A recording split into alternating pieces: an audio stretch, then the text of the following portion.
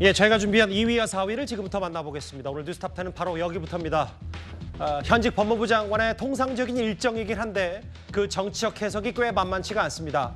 한동훈 장관이 지난주 금요일에 대구를 찾아서 기차 시간까지 미룰 정도로 시민들에게 사진 요청을 좀 받았다면 오늘은 대전을 찾았습니다. 대전의 현장 열기도 그에 못지 않았던 것 같습니다.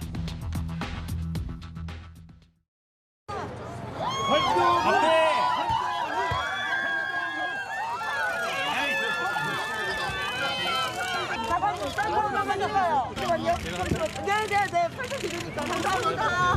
포기를 하고. 장관님 저도요. 장관님 대선까지. 장관님 우리 대선까지 같이 갈 거예요.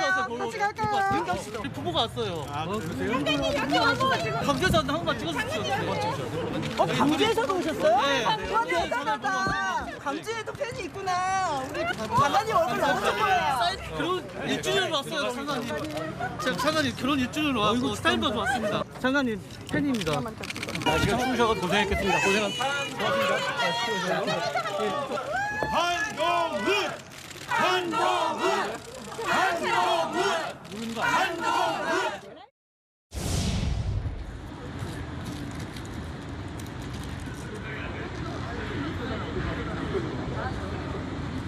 내가 젊었을 때 저도 한번 들어본데 펑크란 드라마가 있었어요. 네. 모르지. 드라마 존재는 드라마 존재는 그때랑 비슷한 것 같다.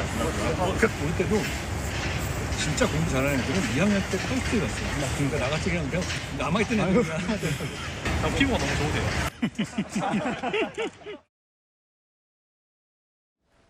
카이스트를 찾아서 90년대 후반에 인기 드라마 카이스트 얘기까지 할 정도로 좀 격이 없이 학생들과 대화를 나눴던 한동훈 장관 얘기 지금부터 하나 해보겠습니다.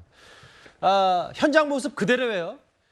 일부러 한 장관 보기 위해서 사인 받으러 대전까지 왔다는 사람도 있고 코트 입어라, 뭐 한동훈 대통령 이런저런 얘기가 나오는데 최병무 의원님, 뭐 저희가 단순히 현장 스케치를 할 게 아니라 대구에 갔고 오늘 대전에 갔을 때의 시민들의 반응, 일종의 뭐 현상으로 보면 좀 어떻게 판단을 좀 하시겠어요?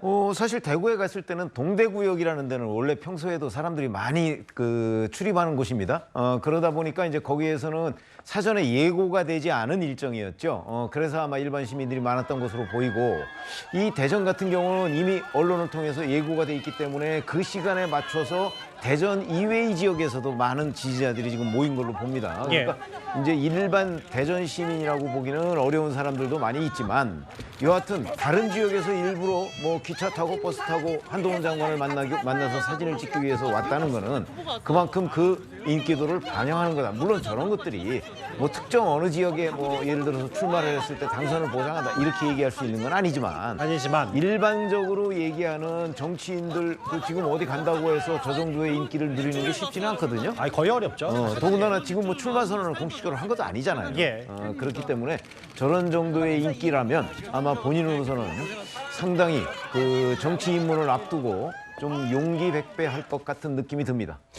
저기 보면 이제 대구에서 뭐 사인 요청, 셀카 요청 많이 받았지만 실제로 이번에는 좀 더 조직적으로 일부 유튜버들 혹은 보시는 것처럼 한동훈 장관의 피켓을 들고 뭐 꽃다발까지 주고 뭐 이런 장면들이 좀 더 대구에 비해서는 연출이 좀 된 것 같고요. 오전과 오후 일정들이 각기 다 달랐는데 그 일정 모두 많은 시민들이 좀 한동훈 장관과 함께 하려고 좀 몰려든 것 같습니다. 근데 특히 좀 제가 방송 전에 체크를 해보니까 특히 오후에 갔던 카이스트, 거기에는 대학 내 교내 경찰까지 동원될 정도로 좀 많은 인파가 보였다고 하더라고요.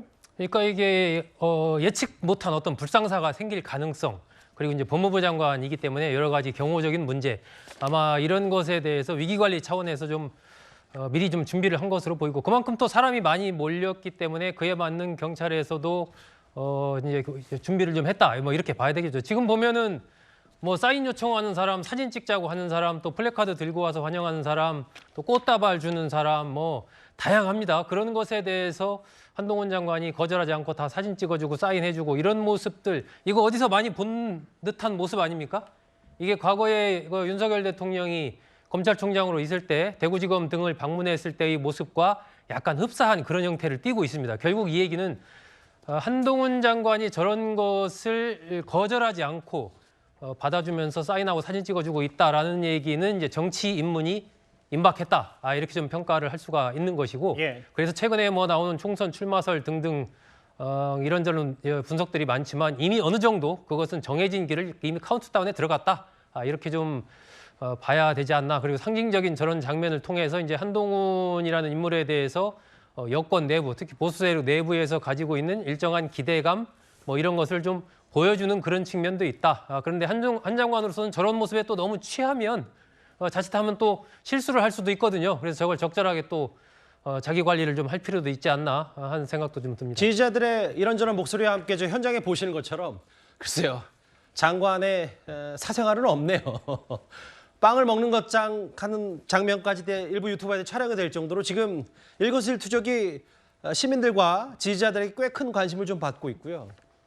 그럼 총선 출마 얘기, 총선 관련 얘기는 시간이 있으니까 차분히 더 만나보기로 하고 실제로 오늘 오후에 한 장관이 방문한 카이스트 최근에 현 정부의 연구개발 예산 삭감 논란과 좀 관련이 있었기 때문에요. 한동훈 장관이 이 청년층 대학생들에게 어떤 메시지를 내놓을지도 큰 관심거리였습니다.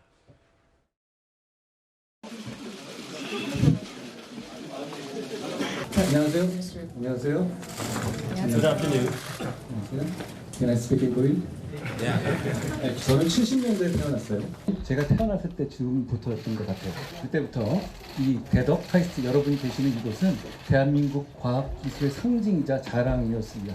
저희 부모님도 여러분과 같이 제가 이런 곳에서 공부하고 이런 곳에서 살기를 바라셨습니다. 불행히도 그렇게 되지는 못했지만 여러분 없이 대한민국의 과학기술 발전은 없습니다. 그렇기 때문에 저희는 여러분과 같은 과학기술 우수 인재들에 대해서는 여러분이 저보다는 젊어 보이시는데요.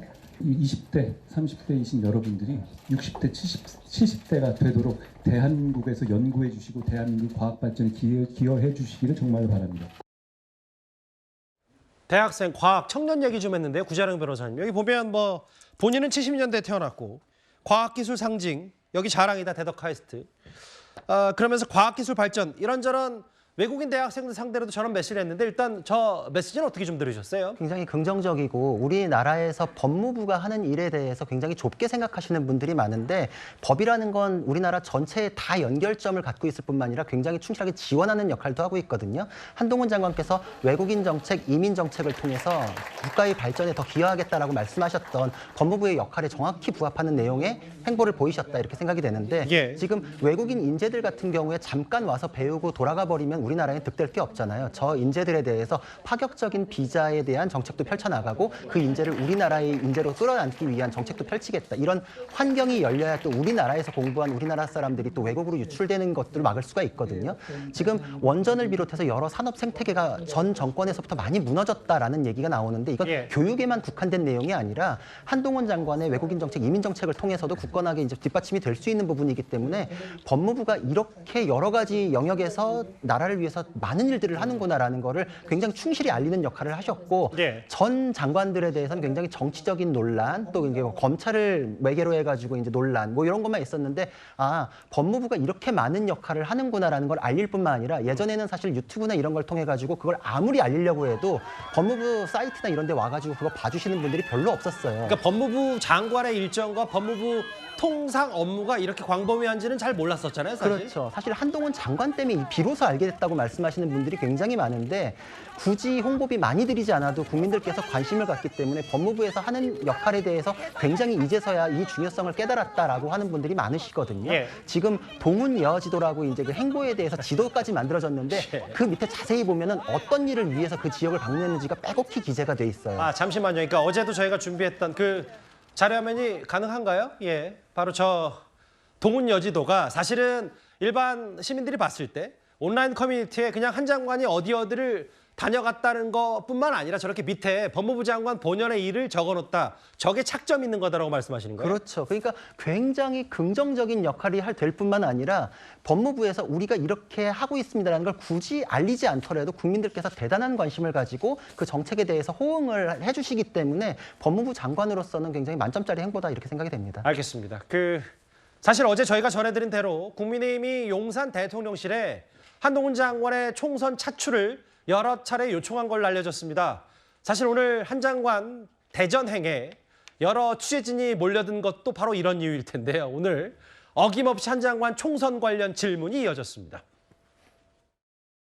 총선 출마설에 계속 무게가 실리고 있는데 질문을 많이 하시는 건 이해하는데요. 제가 그거에 관해서는 충분히 말씀드렸다고 생각합니다. 오늘 더 드릴 말씀이 없네요. 여당에서도 출마 의견 좀 전달했다는 얘기 나오는데 특별히 뭐 들은 얘기는 없습니다. 센터 방문 목적 다시 한 번만 말씀 부탁드릴게요. 제가 사실 오늘 카이스트나 우리 CBT 센터를 가기 위해서 대전에 왔는데요. 이 대전이 대한민국 과학기술 발전의 상징과 희망이 된 거는 1970년대 초반부터입니다. 제가 그 즈음에 태어났는데요.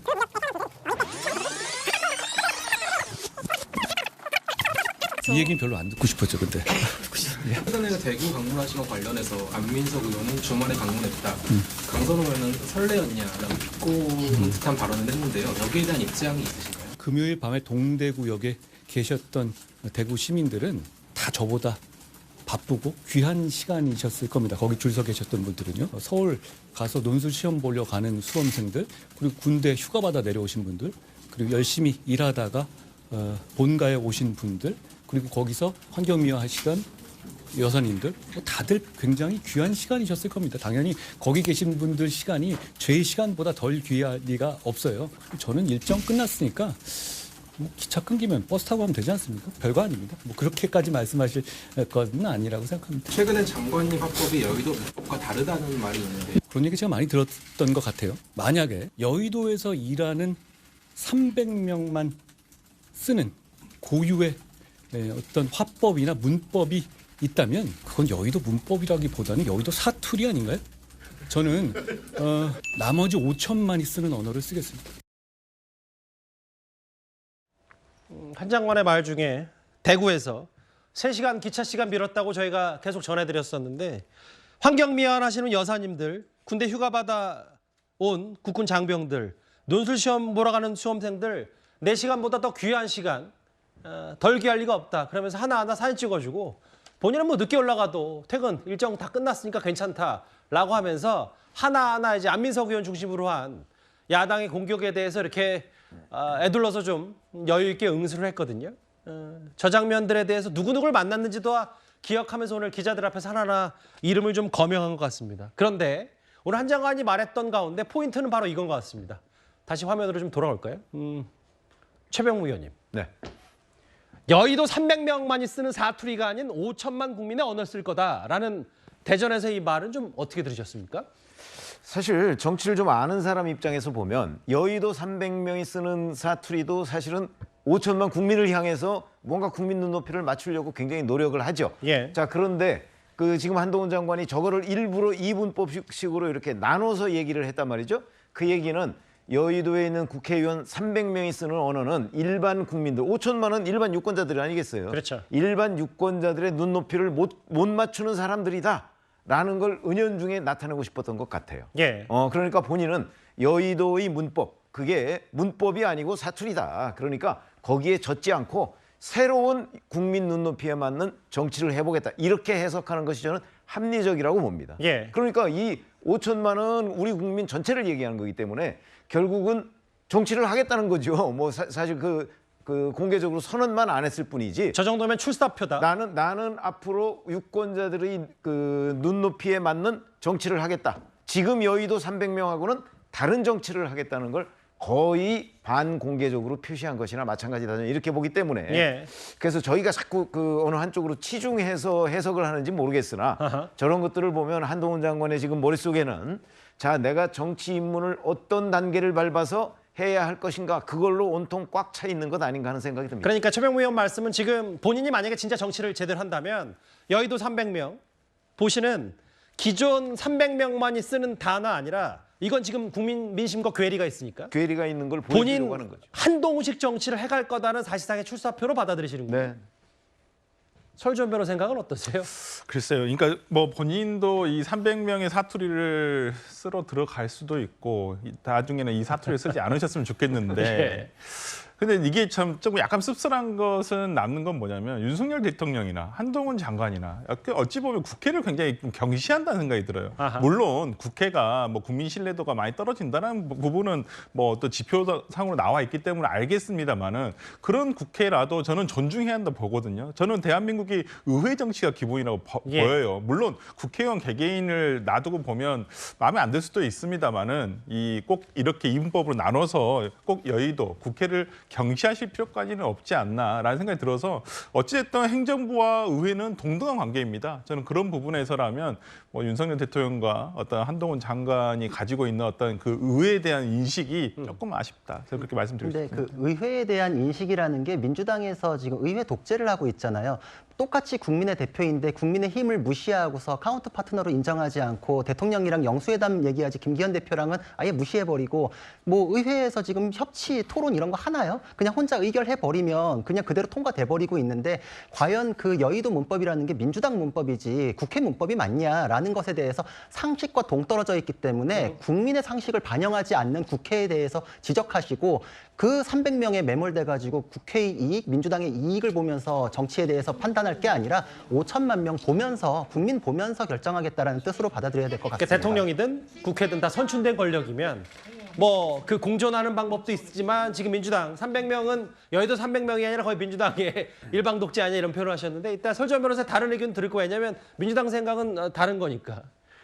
근데 이제 메시지 중에 사실 이제 좀 더 덧붙여진 게 한 장관이 지난번에 대구를 찾았을 때는 6.25 전쟁 과정에서 적들에게 뚫리지 않고 끝까지 싸웠다는 메시지를 대구 가서 했다면 오늘 대전에서는 대전은 대한민국 과학기술 발전의 상징과 희망이다. 현장 그러니까 그 지역 순회 일정에 좀 맞춤형 메시지까지 좀 덧붙이는 한 장관이 이런 부분들이 좀 예전에 통상 법무부 행보하는 본인 메시지와는 좀 달라진 것 같아요. 여의도 300명의 만의 사투리가 아닌 5천만 문법을 쓰겠다. 의미심장한 것 같다는 거 여기 동의하시는 것 같은데 소정석 국장님. 네. 오늘 동아일보 보도가 하나 나왔는데 좀 인용을 해볼게요.